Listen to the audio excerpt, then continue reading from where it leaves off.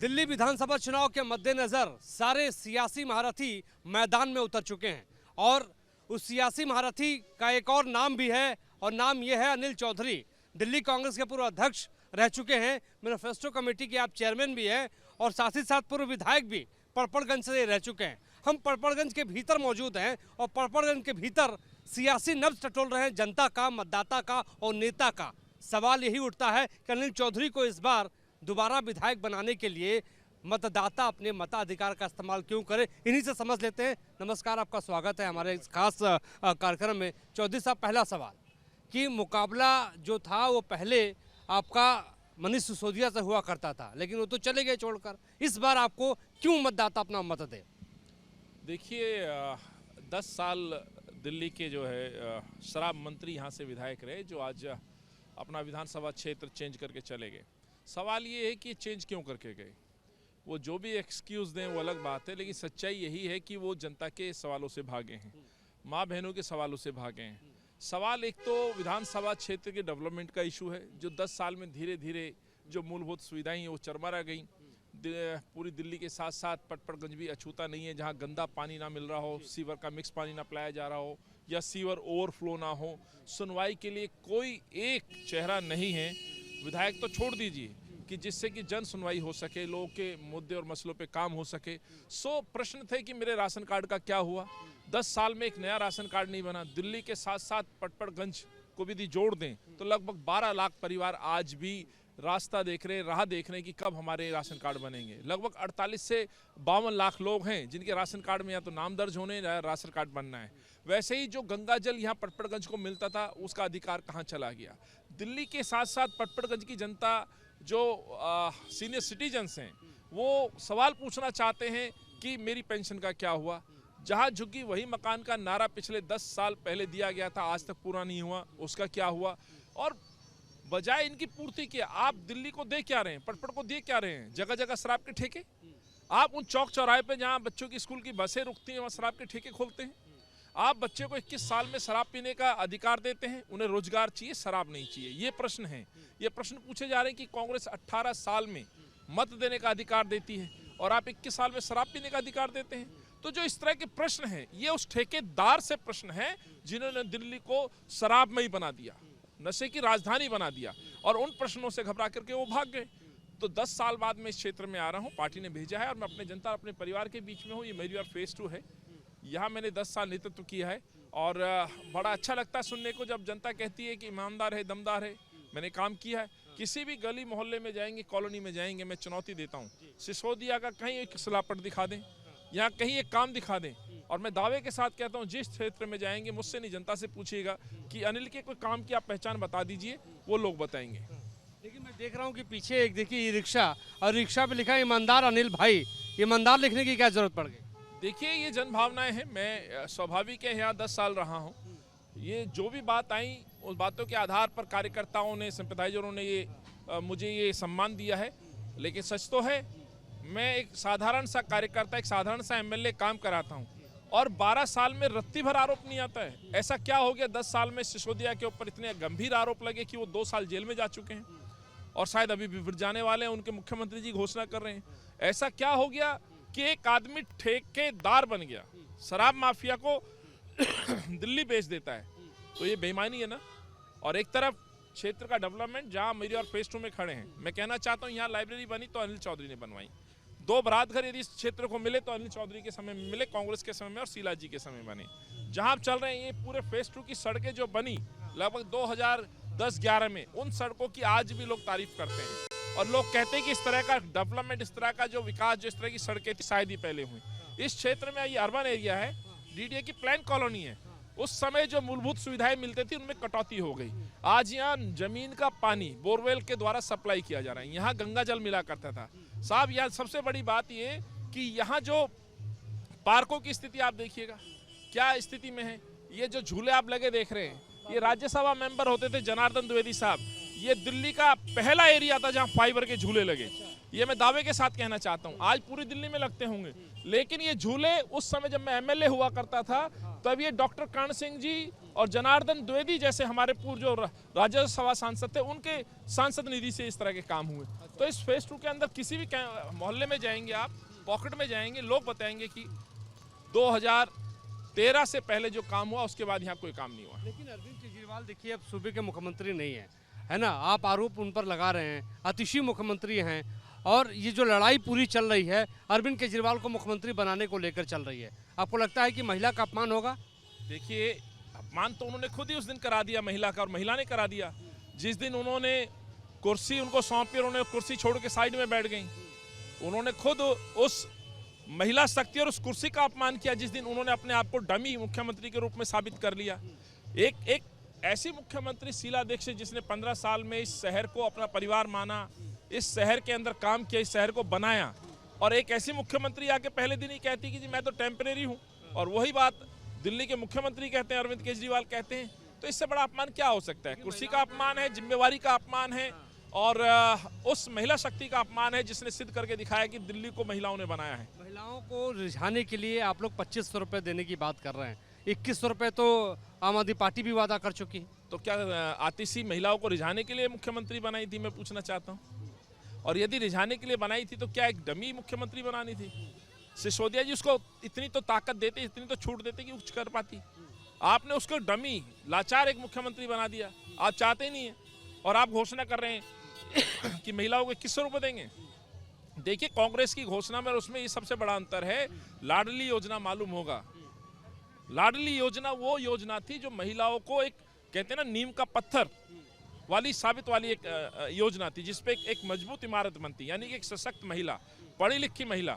वो लाडली योजना जो स्कूल से शुरू होती है और पास आउट होते होते उसको 1 लाख रुपए मिलता है, जिससे हायर एजुकेशन में जाके एडमिशन लेती है और अपनी जो सुविधाओं की चीज़ें हैं उनको वो पूरा करती है। और एक अच्छी शिक्षित महिला जब आगे बढ़ती है तो इस देश का भी योगदान होता है।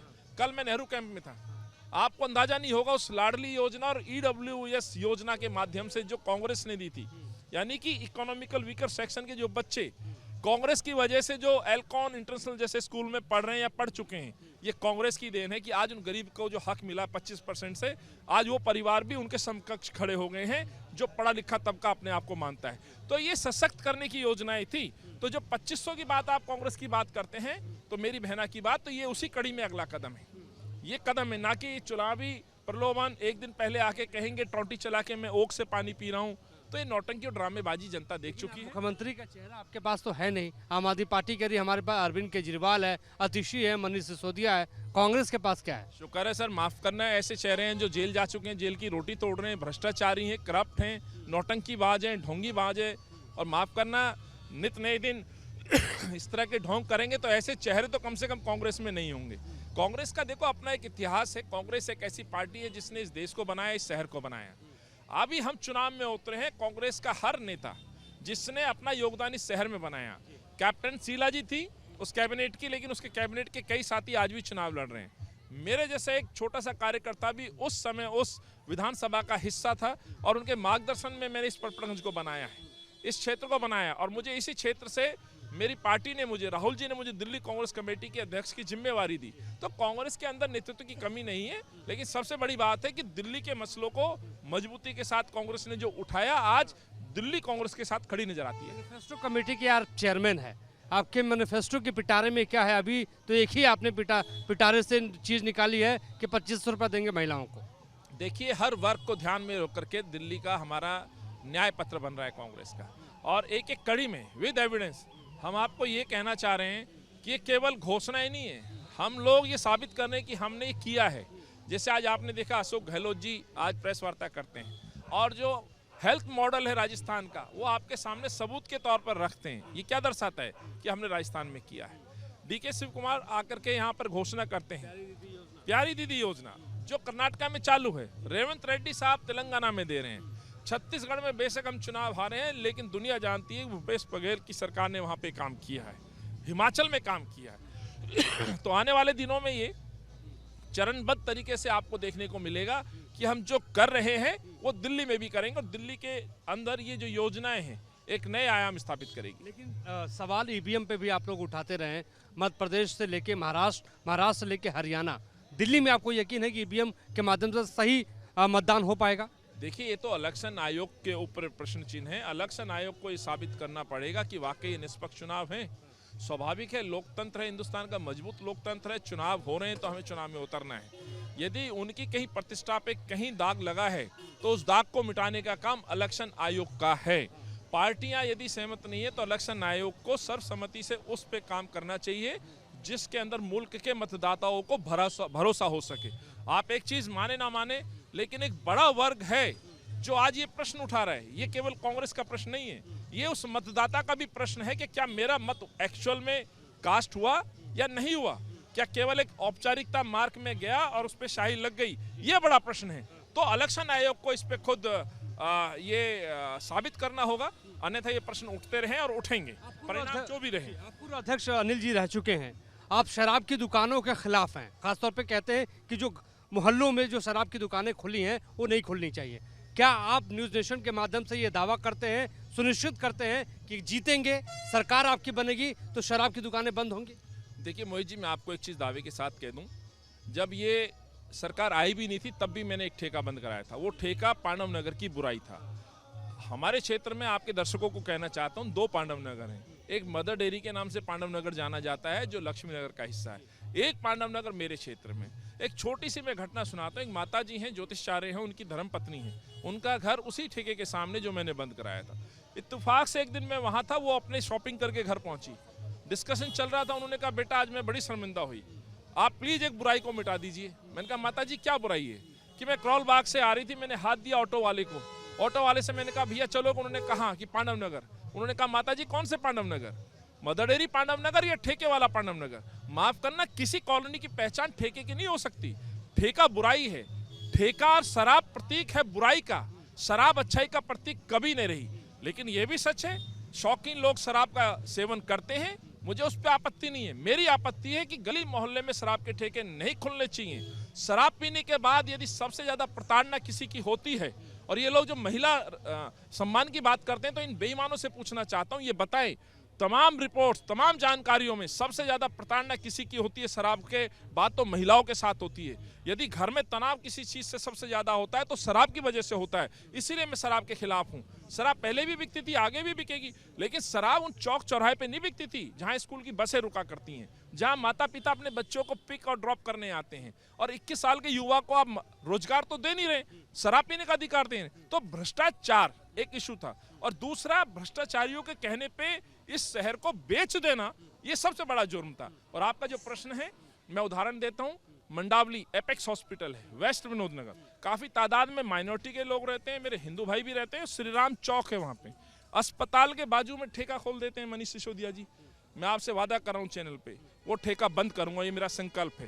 दूसरा, सिसोदिया का ऑफिस एट प्रेजेंट जहाँ होता है, चुनाव में स्वाभाविक है प्राइवेट प्रॉपर्टी में जाते हैं। जब ये पिछले 2020 में प्राइवेट प्रॉपर्टी में चुनाव कार्यालय खोलते हैं और चुनाव जीत के सरकारी में चले जाते हैं, उसी प्रॉपर्टी में ये ठेका खोलते हैं, ऑब्लाइज करते हैं, और अनिल चौधरी उस ठेके को बंद कराता है और कोर्ट में जाके बंद कराता है। मोहित जी, ये क्यों बंद कराता है? कि बीच चौराहे पर जहां बसें रुकती हैं, आज वहां पे बंधन बैंक है, आप जाइएगा, मैं कहना चाहता हूं। और दूसरा ठेका इन्होंने खेल दिया, जहां मैंने पांडव नगर बंद कराया वहीं पे इन्होंने दोबारा ठेका खोल दिया। 2 मर्डर हो चुके हैं। आप जाइए, मैं आपसे कहूँगा अपने कैमरामैन को लेके लोगों से बातचीत कीजिए। ऊपर कृष्णा मोटर्स है, नीचे शराब का ठेका है, 2 मर्डर कॉलोनी के गेट पे फिर उन्होंने बुराई पैदा कर दी। वो मैंने संकल्प लिया है कि उस ठेके को मैं बंद कराऊंगा। और तीसरा, ASN public school Pratap Nagar महिला फेज 1, सामने स्कूल है, एक तरफ ठेका है। वो ठेका बच्चों के लिए क्या क्या प्रेरणा देगा?